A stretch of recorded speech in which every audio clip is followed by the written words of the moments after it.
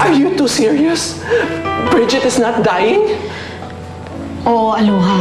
Kaya kung alam mo kung nasan si Bridget, sabihin mo naman sa amin, oh. Kailangan namin siyang makausap. Ay, sorry hindi ko alam. Baka naman pinagtatakpan mo lang yung kaibigan mo. Of course not, Papa Jonas. Bridget is a very, very dear friend of mine. At never ko talagang nalaman na hindi siya dying, ano? Baka pumunta siya na Tita Leila. Eh, paano kung hindi? Baka nagkakasalisihan na tayo, Jonas, eh. Puntahan mo si Tita Laila. Uuwi ako sa inyo. Baka nandun si Bridget. Teka na.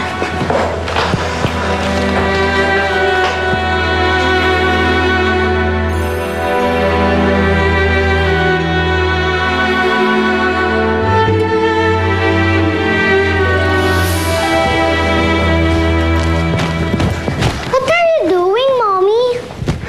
Aalis tayo, anak. Magbabakasyon tayo. Alis po tayo? Pero paano na po yung school ko? Anak, pwede ka naman mag-aral dun sa pupuntahan natin eh. Pero Mommy, ayokong iwan pa yung mga friends ko. Bakit po ba tayo alis? Anak, kukunin ka na sa akin ni Ellery. Ayaw mo mangyari yun, di ba? Opo, kasama po ba natin aalis si Daddy? Susunod na lang ang daddy mo, ha? Mabuti pa magdadali dyan tayo. Kunin mo naman yung mga sapatos mo, please. Sige po.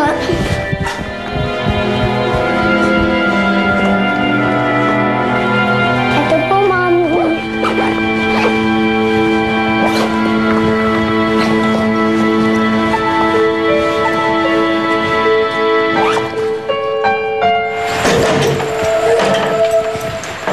Wait lang po, Mommy. Naiwan ko pa yung mga dogs ko sa loob ng room. Anak, pwede bang balikan na lang natin yun? Hindi ko po kayo silang pwedeng iwan, Mommy. Anak! Samantha! Anak, bilisan mo, ha?